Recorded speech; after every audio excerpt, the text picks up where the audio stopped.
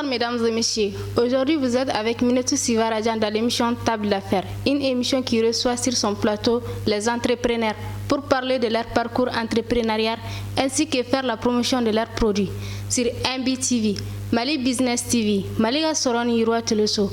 Aujourd'hui nous avons comme invitée Madame Aïcha Oumar, promotrice de la boîte Tebent. Bonsoir Aïcha. Bonsoir madame. Aïcha, Oui. on sait que vous avez une boîte de Tebent. Aujourd'hui, j'aimerais savoir quel est le parcours de Aïcha. Et tout d'abord, je dirais bonsoir et je rends grâce à Allah de nous avoir montré ce jour-ci. Je me présente d'abord, moi je suis Madame Aïcha Oumar. Voilà, comme parcours, je suis titulaire d'un BTS en gestion commerciale. J'ai d'abord commencé à évoluer dans le domaine des banques, ensuite dans l'hôtellerie pendant près de 5 ans. Et puis dans la microfinance. Et aujourd'hui, actuellement, je suis responsable commercial et administratif dans un cabinet dénommé Advanced Technology. Madame Aïcha, Oui. vous aviez un travail, vous gagnez bien votre vie. Mais pourquoi avoir ouvert une boîte au nom de Tebent? D'accord. Au fait, j'ai toujours nourri l'ambition d'entreprendre depuis mon plus jeune âge. Donc, avoir un boulot aujourd'hui n'a pas tué cette ambition qui est devenue aujourd'hui pour moi une réalité. Et je suis fière également aujourd'hui parce que en plus de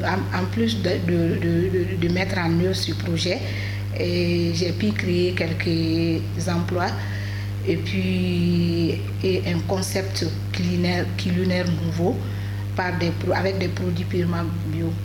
Pourquoi avoir choisi le nom Tebent pour votre nouvelle entreprise? Au fait, j'ai observé le quotidien dans les familles. Nous prenons beaucoup de temps dans tout ce qui est les courses liées aux condiments. Alors je me suis dit que je pourrais aider à cela. D'où l'idée Tebent est venue, qui veut dire la marmite en tamashek. Quels sont les différents produits faits par Tebent? Actuellement, je fais l'épicerie, je fais les céréales également.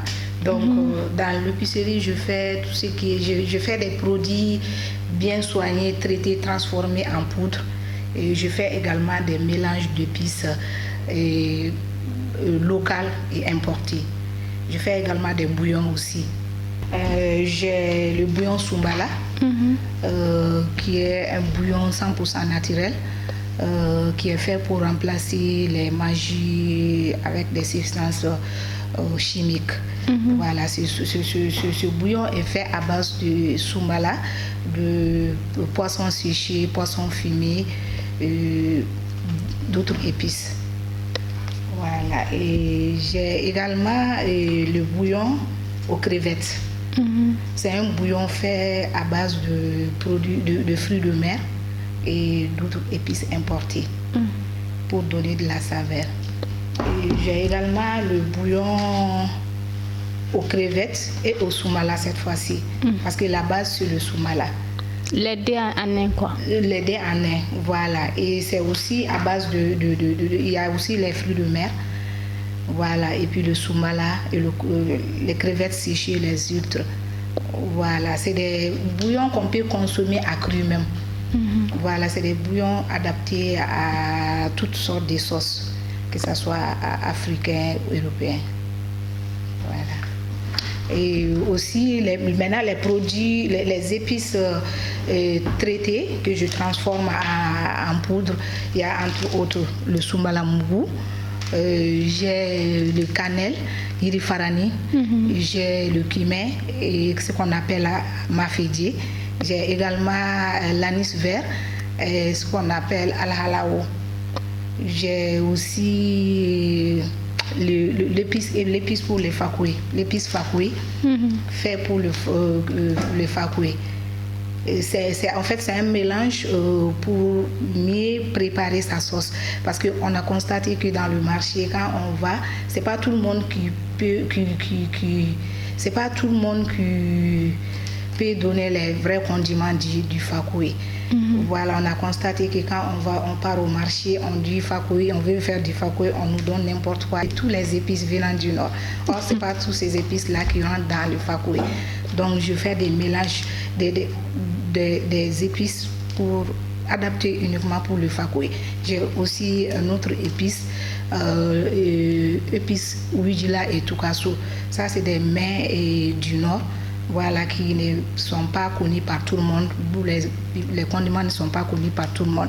Donc je fais ces mélanges aussi pour soulager toutes ces femmes qui veulent faire ces plats. J'ai aussi les épices importées, et ça c'est le paprika.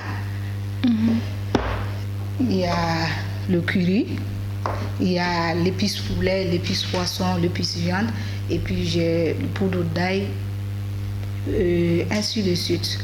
Et j'ai aussi des mélanges d'épices faits par moi-même. Et j'ai le 7 épices adaptés pour les volailles, le poisson, la viande et même les sauces. Voilà, il y a le 4 épices également, pareil. C'est des mélanges faits par moi-même en fait. Voilà. Donc, je fais également des gingembre, le poudre de gingembre simple. Et je fais aussi un mélangé avec du citron ou du girofle. Et aussi, je fais la poudre de citron également. La poudre de citron également. Je fais également des sirops. Je fais des sirops 100% naturels qui peuvent être conservés jusqu'à une année. Entre autres, il y a le sirop de bissap, gingembre et tamarin. Voilà. Donc, je fais les céréales aussi. Je fais quelques céréales. Ça, c'est le monokoro, fait à base de mil, du petit mil. Et voilà. Ça, c'est le djouga précuit, fait à base du fonio et d'arachide. Et j'ai aussi le fonio précuit, qui est fait uniquement de fonio. Voilà, et puis je fais les déguets aussi, les déguets précuits. Voilà, la liste est longue. Madame Aïcha, vous travaillez seule ou vous avez des associés avec lesquels vous travaillez? Pour le moment, je travaille seule. Et l'entreprise fonctionne sur fonds propres. Mais toutefois, je suis dans la dynamique de rechercher des partenaires fiables pour élargir l'entreprise. Quelles sont les difficultés auxquelles vous avez dû faire face depuis la création de Tebent jusqu'à nos jours? Ce projet me tenait tellement à cœur que je ne pense plus aux problèmes. Sinon, j'en ai bien eu au début.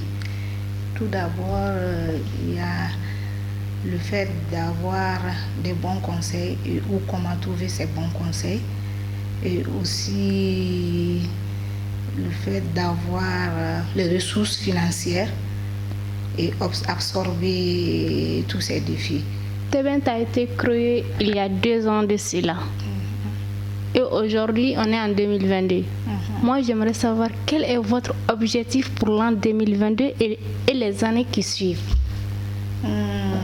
Déjà, on est en 2022, donc mon objectif principal d'abord, c'est de faire face aux besoins du marché en termes de qualité et aussi couvrir l'ensemble des marchés au niveau local, régional, aussi bien qu'international. Et voilà, un autre objectif non moins important, c'est de pouvoir créer plus d'emplois afin d'absorber le chômage des jeunes et des femmes. Quel conseil avez-vous à donner aux jeunes filles et sœurs qui veulent se lancer? Le conseil que je donnerais à mes sœurs et à nos filles, c'est d'entreprendre et d'innover. Et d'innover aussi, parce que ça leur permet d'améliorer leurs conditions de vie, ça leur permet également de s'épanouir davantage et de contribuer mieux et de mieux contribuer aux charges de la famille. Et je dirais l'entrepreneuriat, ce n'est pas qu'une question, c'est une affaire des hommes. Les femmes aussi ont leur place à prendre. Votre mot de fin? Je remercie encore MBTV de m'avoir invité sur ce plateau, de m'avoir permis de m'exprimer, d'exposer mes produits. Et je remercie également ma famille, mes parents, mon papa, ma maman, mes soeurs et frères, tous ceux ou celles qui m'ont accompagné depuis le début et qui sont jusqu'à présent à mes côtés, à me soutenir dans mon projet. Et j'invite les uns aux autres aussi à venir découvrir nos produits, à les acheter. Et nous sommes situés à Kalabangoura, non loin sur le 30 mètres, non loin de la BNDA.